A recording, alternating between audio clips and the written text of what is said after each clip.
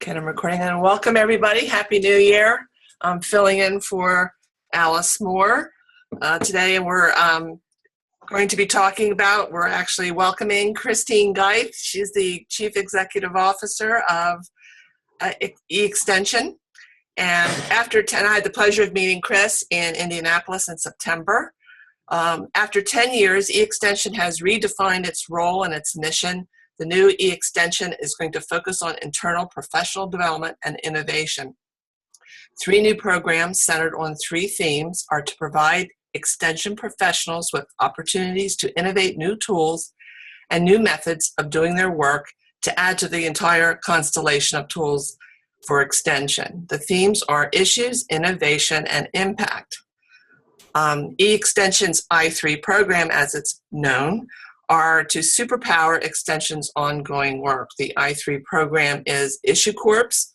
200 extension professionals from across the nation will make up an innovation lab, longer-term experimentation, and then rapid solutions, which are shorter-term urgent issues focused on climate. Michelle wanted me to share that for Delaware, Jen Volk has been accepted as the Climate Issues Core member. Notification this week. So Chris is going to share with us what our premier membership means to the University of Delaware. And with that, Chris. Great. Thank you, Michelle. Thank you for the introduction. And Gordon, you might want to put yourself on mute there for background noise. Thank you all for joining me this morning. I really appreciate the opportunity to share with you what we're doing. I've been the CEO for 6 months. I started July 1st officially. And we had our new strategy approved in October at the National Extension Directors Administrators meeting, and we've been busy implementing ever since. So what I'm going to do is give it about a 15-minute presentation. I would love, then I'll stop sharing my screen, and I hope that more of you can turn your cameras on and we can do a little Brady Bunch discussion, because what I really want you to leave this hour with is a really clear picture of the types of services and benefits that you can start incorporating into your plans with your teams and with your own plans of work. So I'm hoping that each of you will leave with at least one thing that you can start doing with the new eXtension. So I'll just start in here. Let's see. There we go. So I just want to ground you in where we're coming from. Although eXtension's been around for 10 years, we did kind of go back to our roots, and we went all the way back to the founding of, why cooperative extension, because we're a key piece of cooperative extension, why we're all here and what we're all doing. And you may have seen this quote from President Woodrow Wilson, but I was inspired by it when I interviewed for this job. I've been at Michigan State for 14 years as an assistant provost, and before that I was at Rochester Institute of Technology in New York, leading their online learning and education technology initiative. So I'm basically, what I bring to this are 25 years of experience in knowledge systems for research, reputation building for faculty to be the go-to place in their field to attract research funding, and online and hybrid and blended learning in all different forms is really my forte. That's how I've spent my career in higher education. So that's what I bring to Extension. So I love that this quote is about far-reaching measures for the education of adults, the biggest ever adopted by any government. And I love that cooperative extension is really by the people, for the people. I love the work of extension. It's so much fun. So I'm going to take us back about 10 years when eXtension was first conceived of and started. How many of you had one of these Blackberries on the left-hand side there back in 2005? Like that was that you were hot if you had one of those devices. And some people still have them, especially if they're in the government. But things have evolved quite a ways. I just tweeted about a build-it-yourself smartphone that you can build from component parts now. So we've come a really long way. Facebook only had 5.5 million users in 2005. It was only a year old a decade ago. Google was just a search engine. It was 9 years old. It's the #1 search engine. And Wikipedia was the #1 reference site. But things were in their infancy 10 years ago. I remember how hard it was just to make a website 10 years ago. And that's the context in which eXtension was formed, as the concept of being America's research-based learning network, which meant at the time when it was hard to create content and hard to create a web presence 10 years ago, it was I thought it was a great, smart decision to coordinate efforts to have a national front door where local and state and national efforts could be aggregated. And that's really how it started. Now, 10 years later, in 2015, Cooperative Extension is 100 years old. Facebook has a seventh of the world's population using it every month. And if you look at their features, they're going to be rolling out this year in 2016. If you go to my Twitter stream, I just tweeted last night, it's at Christine Geith is my Twitter handle. If you go and take a look at what they're rolling out in 2016, they're going to, everything you could possibly want to do is going to be on the Facebook platform. So they're no longer just a little social thing. They're going to be like, in the old days, those, remember AT&T and the old telcos, they were like your one-stop shop for all communication. Anything you'd want to do, that's what Facebook's becoming, a new flavor of that. They're huge. And Google is an operating system. It's not just a search engine anymore. It is the way that you do your work. And actually, Google and Facebook are the new competitors for our time and attention as we connect with each other and share information. Wikipedia, the old encyclopedias are now dead. Wikipedia still lives, and it's growing. It's still alive. It's huge. And something new on the horizon are apps. So most of us have smartphones now, and on these little devices, which are not so much phones as they are, another device like a tablet or a laptop, 1 trillion downloads. That's amazing. Now, what's coming? Just 5 years from now, Facebook's going to keep growing. Google, you think of it like we used to think of IBM, as it is the power inside. It's not Intel anymore. The Internet of Things is that cloud on the left-hand side. This is really a big development. Wikipedia is focusing on capturing the world's knowledge, especially in other languages. Native knowledge and indigenous knowledge is becoming a big focus of Wikipedia. And 10 million apps. This is the new software, right? On a mobile device with an app. So the context has really changed. And to the credit of Cooperative Extension, they took that opportunity of seeing this big change and experiencing it last October, not October 2015, but October 2014, that would have been, right? Yeah, 2014, to refresh the strategy for eExtension and come up with something new that was published in this document, which is on our website, which is the new eExtension, which lays out where we're going. And Keith Smith, who recently retired from Ohio State, really helped lead that strategic planning committee, really positioned it as a new tool. So we're going beyond that initial website clearinghouse knowledge base. We're keeping it, but moving beyond that. This is our board of directors. They represent each of the regions, including the 1890s, and Dennis Calvin is our chair. Fred Schlutz on the board, who's going to be the coming up behind Michelle as a ECOP leader next year. We also have non-voting members from USDA NIFA, where we have a big portion of our funding, and also Jane Schuhart from ECOP. So that's our board of directors. We are now functioning as a 501c3 nonprofit. So it used to be, up until last year, that every extension director and administrator paid an assessment automatically every year, and that paid for the infrastructure and the staff for eExtension. That's now gone to an opt-in model. So about 80% of the extension directors and administrators opted in to be members at either the premium or basic level. And we now operate as a separate foundation for the purpose of serving the cooperative extension system. So this is our new focus: issues, innovation, and impact, as Michelle said in the introduction. And we're reinforcing that we are part of the cooperative extension system. We're not a separate service. We're not meant to be competing with the state initiatives and local initiatives. And just to ground you in where we're starting, we believe, as I think you would too, that extension professionals are the catalyst for putting research-based knowledge into action, right? That's the purpose of cooperative extension. We think eExtension can make your impact even more visible and more measurable, locally especially, which is the focus, but also system-wide. So that's where we're focusing. That's the strategy, that's sort of mission statement that was approved this October 2015. And here's what we're going to do about it. We're going to focus on issues. We started with recruiting people for the core that you'll hear more about around climate and food systems. I'm really glad Jen is going to be a member of the core starting this month.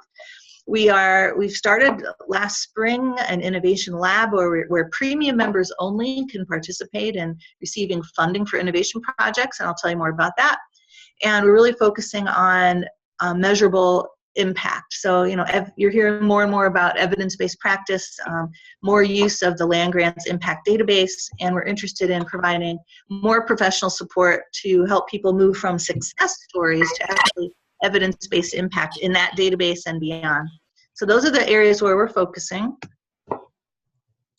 And how are we going to do that? Actually, let me skip to the next slide. Here's how we're going to do it. We've recruited actually what ended up being now, I think about 120 people, somewhere between 100 and 120 core members, kind of like the Peace Corps.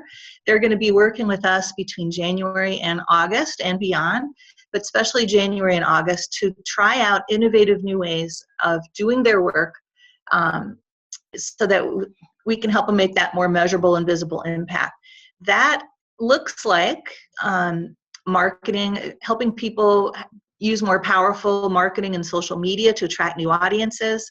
It looks like helping them with impact evaluation to get the evidence that they need. And it means using new technologies to help them scale up what they're already doing or personalize what they're already doing, or maybe move it to a mastery model in terms of program delivery. Those are the sorts of things that we'll be doing with the core. We're meeting with every core member this week and next week to really get a handle on what they're going to be focusing on with us. And in the next 2 weeks, you'll see on our website and through Twitter a good description starting to roll out of what these projects are looking like, because this will point the way to new services that will start in September that you can take advantage of as premium members to really superpower your teams and your work. So what do we mean by superpower? We're figuring that out as we go, but it looks like impact evaluation. It looks like marketing and social media. It looks like being able to rapidly support experiments and pilots that you probably wouldn't be able to do locally, that you could do with our help and funding support, so that you can try out new ways in a safe sandbox, new ways of delivering programs, new ways of designing solutions to solve your local issues. So prototyping, the issue core is a huge piece of that. The innovation lab is the services that we're building to support the core, which will then be available to everybody eventually. And then I3 Rapid Solutions are the prototyping piece that we'll be working on. Half of our core are doing some sort of short-term experiment or prototype that will be able to summarize and figure out what actually works as we move forward. So communities that you're probably familiar with. I'm sure some of you have been part of communities of practice or learning networks. Some of you may still be part of those or leading them. I'm sorry I didn't do my homework ahead of time so I could say which ones are being led by folks from Delaware. But you'll know who they are. Those communities still exist. They have a vital role, and we're actually looking at creating stronger tools that will help communities achieve their goals better. And I'll share with you later the results of a survey that we did so you can see where we're focusing. We have a strong partnership with USDA NIFA. We received the NTAE grant in August, which is a 4-year commitment that is basically funds our core technology. We're looking to strengthen the connection with grantees. You may already know that we're, when you apply for an AFRI grant, for example, the dissemination piece lists, when you're applying, lists the extension as an option for disseminating your research. So many of our communities have been created through those AFRI grants and others. Our big focus, as Michelle said in the introduction, is professional development. And we don't just mean learn webinars, but things that are even more structured. So for example, right now, as a premium member for free, premium and basic members can use the Impact Writing course that was created by Oregon State University. It's an online, self-paced, takes about 90 minutes. And it was designed and with subject matter experts from several different communication people around the country. Oregon State produced it, and we are making it available on our system throughout the whole country, and you're welcome to use that for free. And I think I think you're already piloting that. We can talk about that a little bit later, because you can customize this with a forum where you can upload your own state content if you'd like. We also suggest a kind of a hybrid delivery where you maybe set a time frame to start and end and do it together as a group.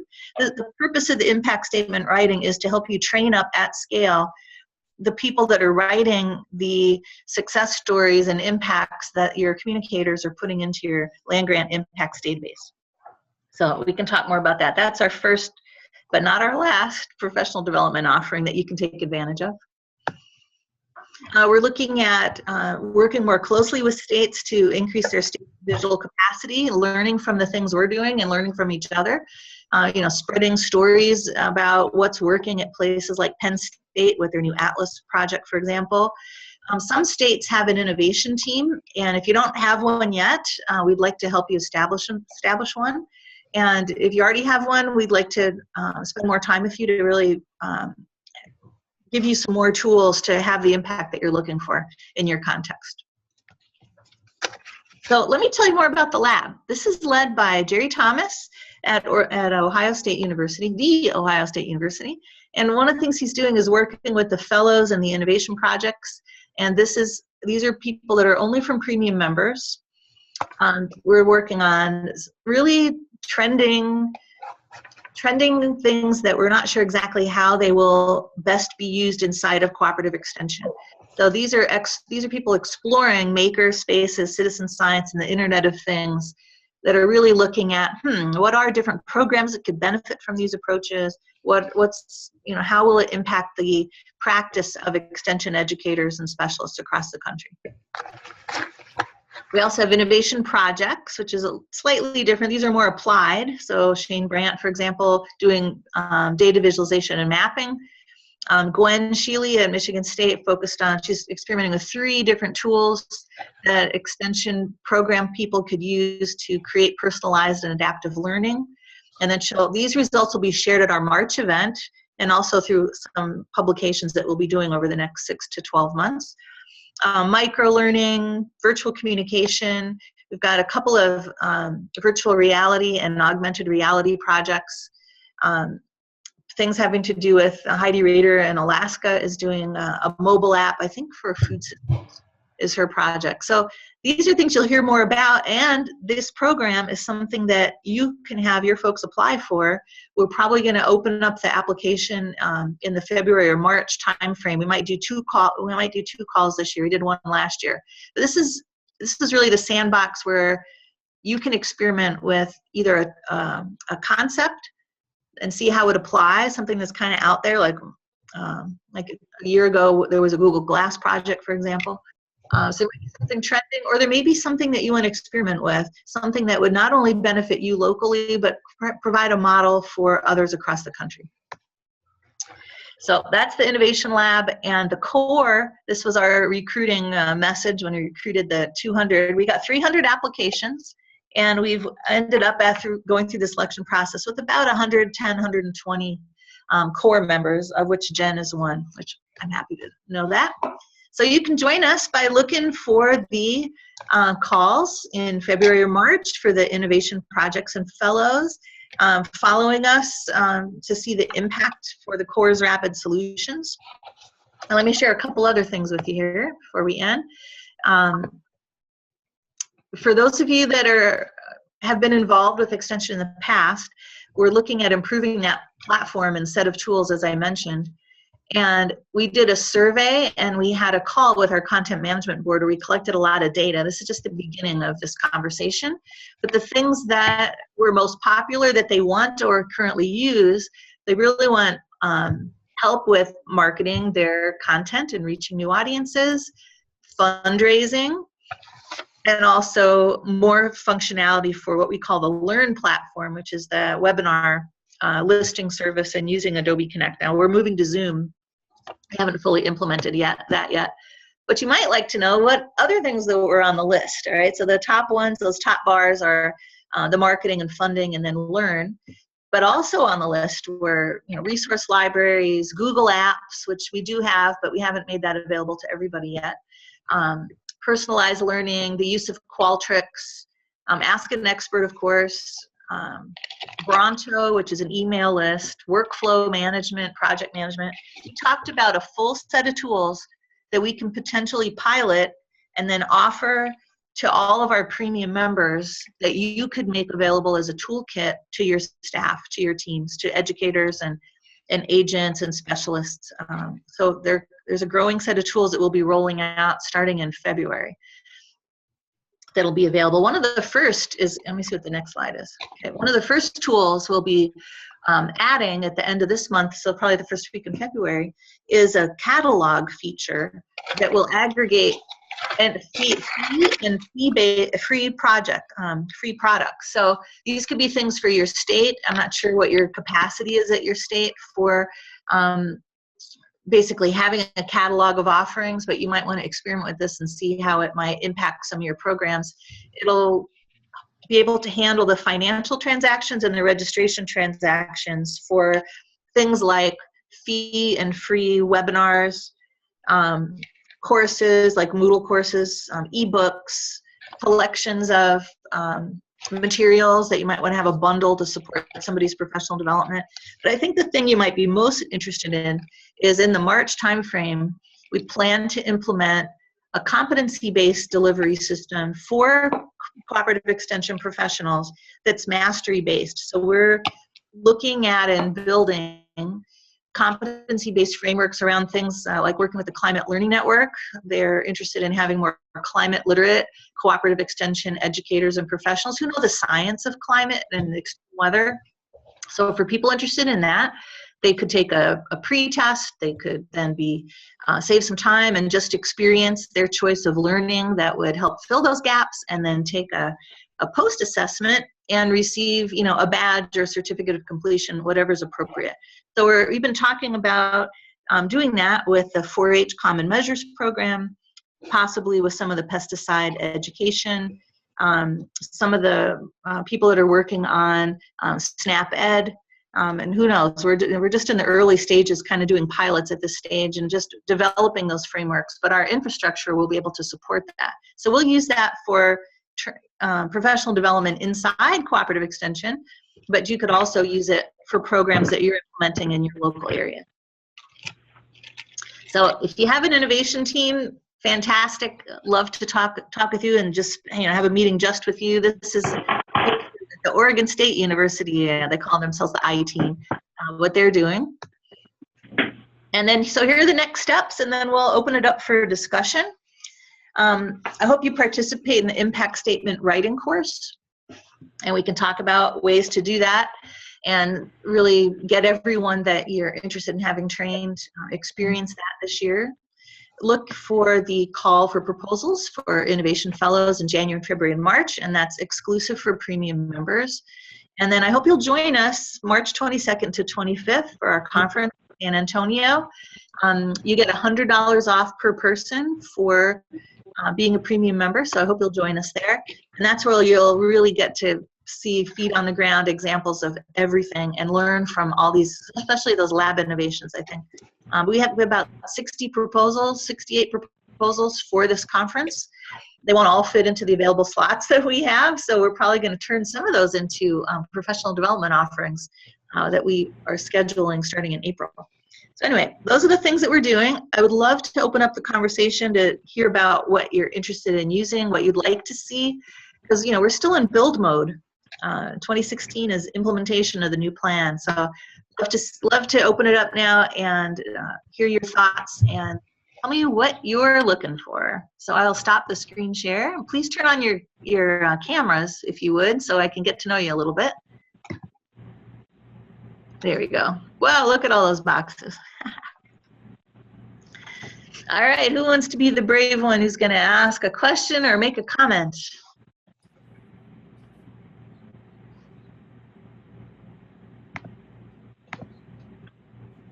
We're up to 34, Chris, so. Yeah, this is great. The largest one of these I've done on Zoom is with about 25 people, so I've never seen so many small boxes. This is like stamps. This is great. So you might be interested in something else that on Zoom, we're starting to play with these things. So Because you got to do something different on these things. Everybody got a packet of props for our meetings. This is my hat. I think this is supposed to be a scarf. There we go. Hat and a scarf. Chris, I'm not an extension agent, but I'm intrigued a little bit about the if someone is kicking around an idea for their program, and you talked about offering mini grants or some kind of funding to maybe test pilot something if someone is kicking around something they want to do. How would that work?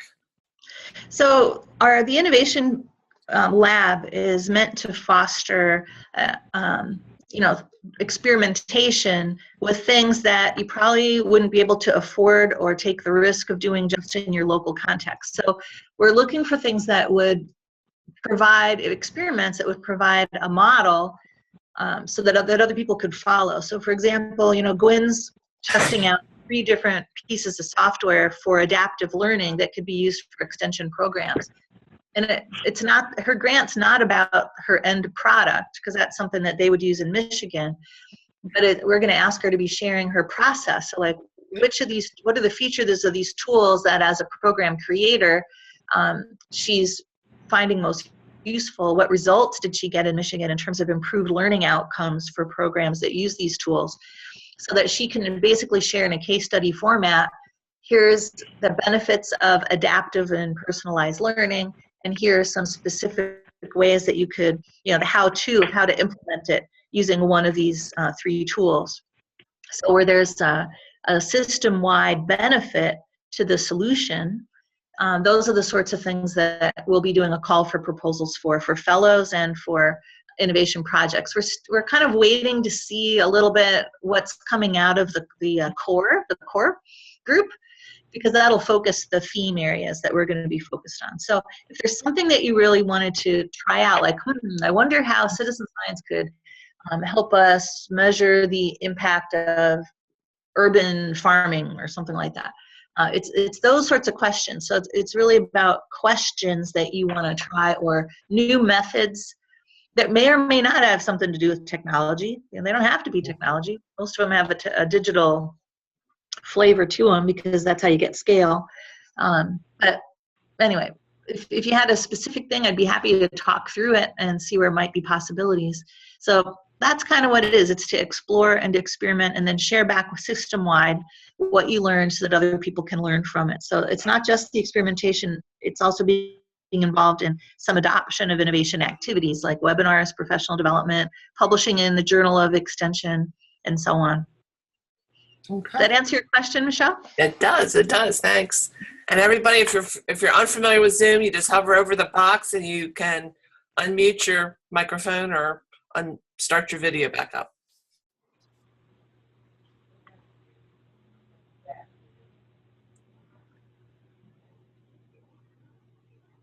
We've got Doug.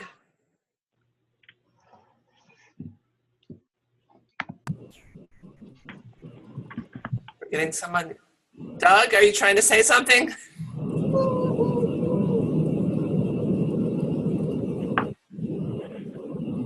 Doug is calling in from a phone.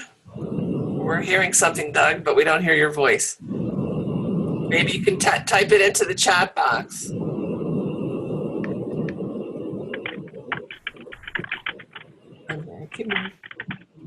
Good sign. I'm hearing some typing.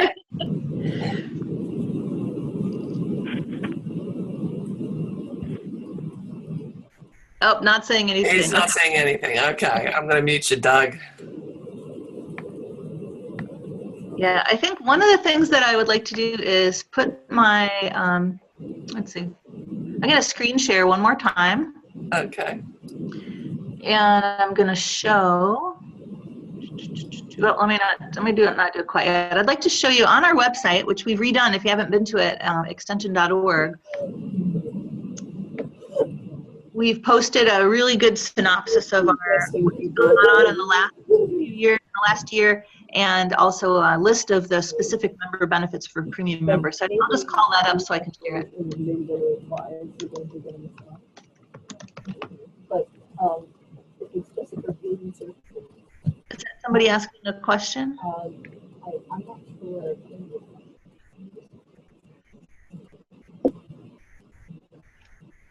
Okay, now I'm ready to share my screen.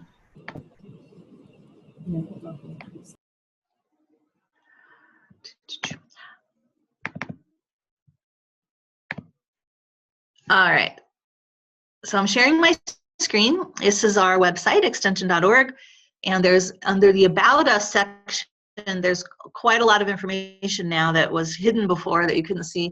You can see our Extension Board of Directors, some background about me. There's our membership handbook, which will be updating for 2016. We're on a calendar year for membership. So people are, like Michelle, are doing their renewal right now. But what I wanted to draw your attention to was member benefits. So everyone who comes to our website who's part of Extension can have an account on eExtension. It's actually a Google account, and you get it's extension.org. This gives you access not only to Gmail, but we can also give you access to the whole Google Apps, which is something we use as a team, and we're making that available to the core members, for example.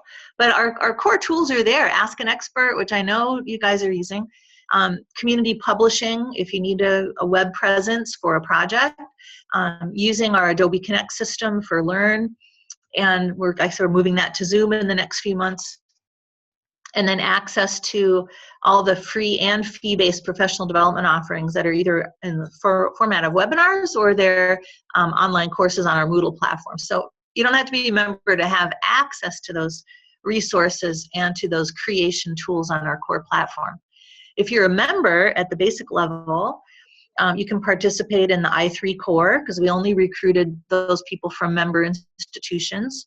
And you get discounts, basic level discounts, which are not the same as premium level discounts, but basic level discounts on things like professional development in the future, which will have fees attached. Our first one is free. The impact statement writing course for members, free for members, $80 for non-members.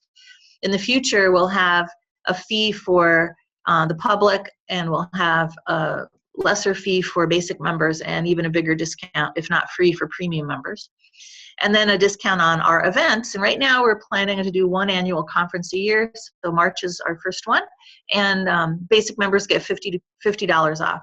Premium members get all that, plus they get the opportunity to participate in these funded projects. Approximately a quarter of our budget is going back out to premium members. Our total budget is going back out to premium members in the form of these innovation projects.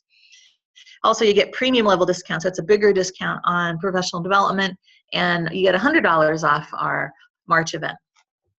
And you're the only group that can use, premium members are the only group that can use our Moodle platform, and groups like Texas A&M is using this for offering their fee-based courses because we can process those PayPal transactions and do the payment back to the institution and also provide reporting. And that's the platform that we're building more capacity into so that you could offer more competency-based models, and you can provide free and fee-based forms of other things besides Moodle courses, so webinars, ebooks, and anything that's in a digital format. So that's what we're doing. I do hope that you'll join us in March. All the details here on our website. You can contact me. Here's my email address if you want any further information.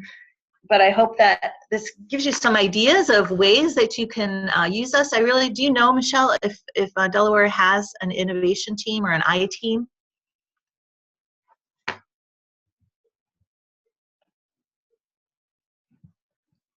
Michelle, you're on mute. Yeah, I'm on mute. I muted myself. Yes, we do, but it's redeveloping, so I'm on it, and I'm sure Jen Volk will be, and we've got to reconfigure, recruit some new. So anybody who wants to be on it.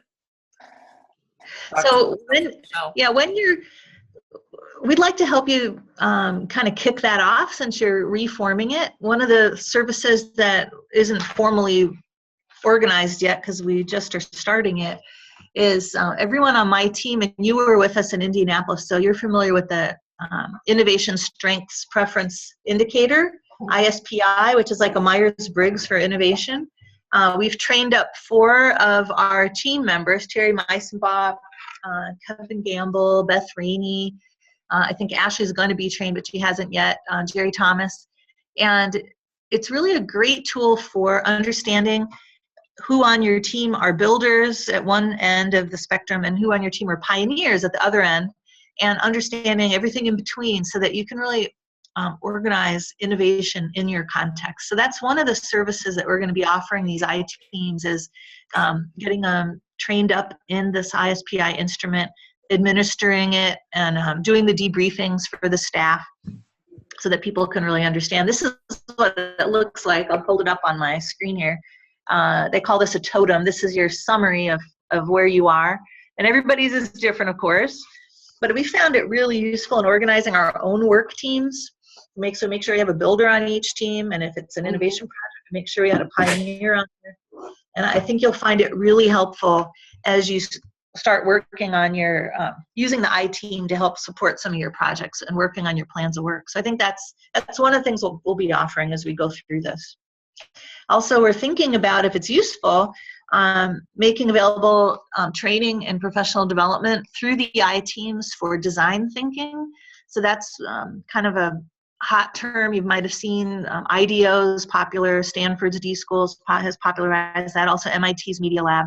And this is actually a backwards thinking design process to help you think outside the box. So if you're trying to achieve a solution to a local problem, instead of going right to what you normally do, like create a program or a workshop, for example, going through this process might show you other pathways, other scenarios that you could try to achieve a similar result. It might give you bigger impact or a bigger reach or stronger evidence of your impact. But it's a way to get there that helps you to not fall into the business as usual trap. So that's not appropriate for everything, of course, but where you want to do that, I think it could be useful. It's also something that we'll be training up every member of the core, and we'll be able to experience this process at our March event. So those are the sorts of things we can offer in support of your innovation teams. Anybody else? You've got the floor.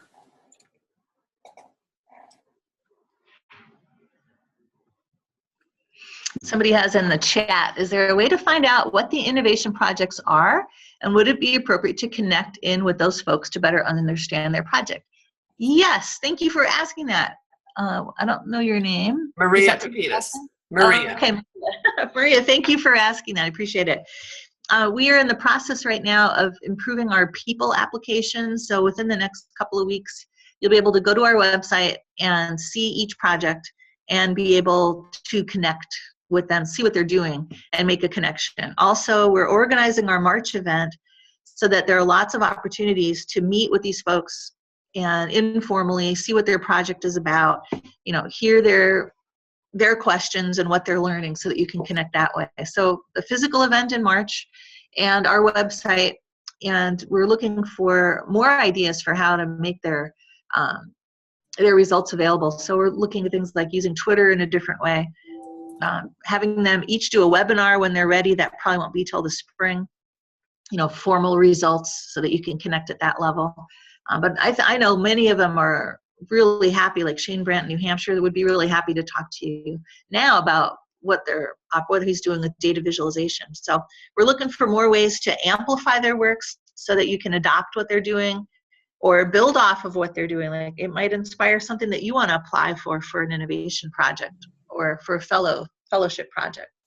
But right now it's kind of behind the scenes. That'll be improving in the next couple of weeks.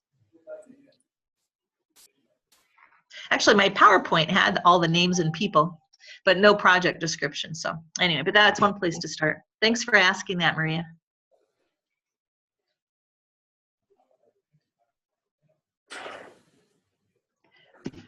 Does anybody have an idea that they would like to share and that might be an interesting innovation lab kind of a thing? Might as well get some free advice now to shape your potential application.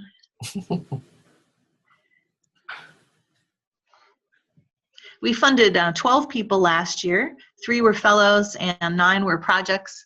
And the total granting amount at that time was about $1 million. So these are significant, $50,000 to $100,000 project. And we hope to be able to do the same thing this year, depending on our budget, which all depends on how many people renew their membership this year at the premium level. So, because it's only premium members that can participate in these. We might have a few smaller ones this year so we can accommodate more people. So I'd love to see 20 projects, not just 12. So we might have a few smaller ones depending on what people are doing. Maria has added that she'd like to explore some e-learning programs regarding health insurance literacy. Oh, nice. Oh, that's so needed, isn't it? It's so important. Yeah, we'd love to work with you to explore new ways to deliver those programs, especially using mobile technology. Some of the things that I've been looking at, like if you're familiar in the SnapEd world with Text for Baby, instead of doing classes or workshops, or e-learning, it's sort of a form of e-learning, I guess. What they actually do is you go to the website, you type in, you make a profile, you type in the age of your child, or if you're pregnant, you can say how many months along you are. And what you're doing is you're opting in for text messages that will come to you, I think, on a weekly basis, maybe more often, that give you advice based on what your child is doing at this stage in development. This is what you need to do to support that. Things having to do with nutrition and behavior. I understand it's very successful. I haven't seen the impact statements or evidence of their impact yet, but I understand for people that it's very successful. They have a large number of users that is on their site. So ways to use mobile technology, because that's what's changed between 2005 and 2015, and the changes coming in 2020. This is the new delivery platform, and this is great for extension because it means everything is local, and people are carrying these things with them, which puts the emphasis back on their relationships, which is what cooperative extension is known for. So it's no longer about being disintermediated or people abandoning face-to-face at all. People love it even more than they did in the past, but this is part of the experience now. And there's a lot of ways we can use mobile technology. And these are the sorts of things that we hope that you'll apply to explore as premium members in the Innovation Project RFP when it comes out. Mobile solutions, I think, could really be a great adjunct to existing and new programming, especially e-learning programs.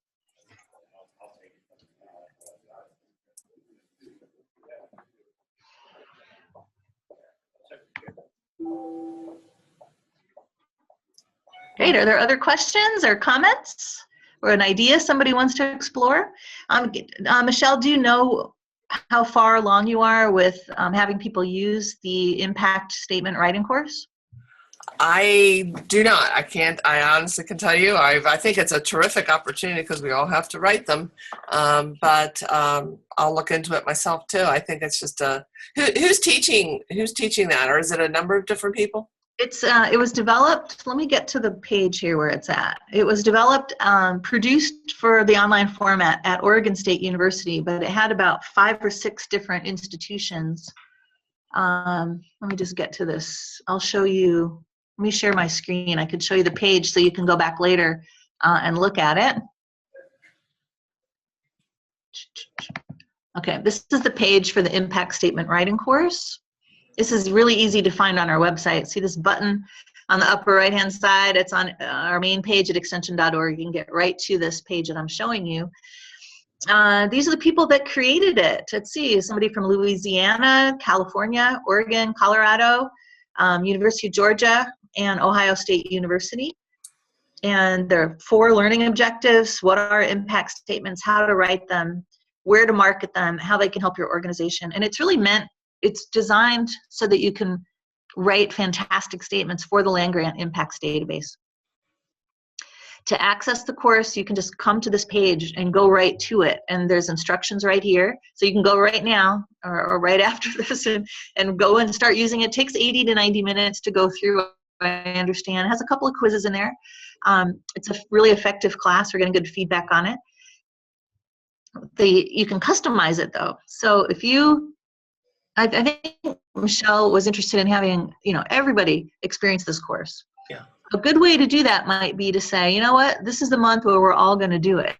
And actually have your own webinar about it to kick it off.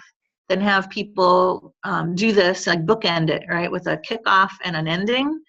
And in the middle, people are on their own to spend 80, 90 minutes, going through the course. But kick it off so that you're organizing what people are doing the way that you want it for your efforts, and then wrap it up where maybe people are sharing their examples that they created in the class, going over so you can actually do like some critiquing, right, to strengthen people's statements. That might be a good way to offer this. But it's really easy to get to. You do have to have an extension account, to access this program, but it's very straightforward. And all the instructions are right here on the website.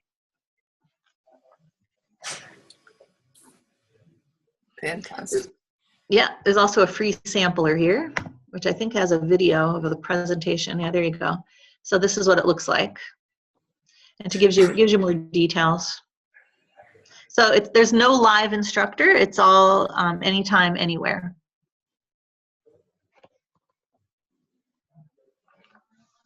So I'd be really interested in any comments on what you'd like to see. If there's professional development that you'd like to see for your teams in Delaware that you don't have the resources to create, but it's something that other states have a need for too. Judging by the needs of the core members that applied, there's definitely a lot of support that's needed for evidence-based program design and implementation. There's a lot of interest in using social media to expand the reach of programs and reach new audiences, and that'll be a big focus of our March event. But those are the types of things that we could do on behalf of the whole system, because it would benefit everybody. So one state doesn't have to, have the whole burden of doing those things. Anyway, there's lots of things that we could do. Those are two things that came up with the core. Oh, another thing that came up with the core in the food systems group was a really big need for help in planning food hubs. And a lot of these practices I know are known, and they're great examples from across the country. If there's enough of a need in a theme area or an issue area, we could help gather together people across the system to swap ideas and share best practices so that people can accelerate their own progress and not have to reinvent the wheel. So I don't know if there's certain theme areas you're working on this year, your priority areas in your strategic plan, but that would be something to discuss as well. E. Lopez, welcome. Thanks for turning on your camera. Do you have a question?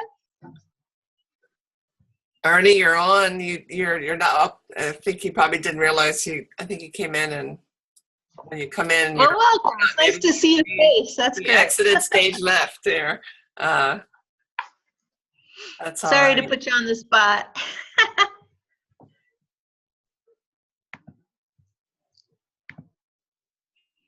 All right. Well, I think I covered everything that is available to premium members. We look forward to working with you, especially as you get your iTeam up and running. That's a way that we can really help serve you in a way that's scalable as well.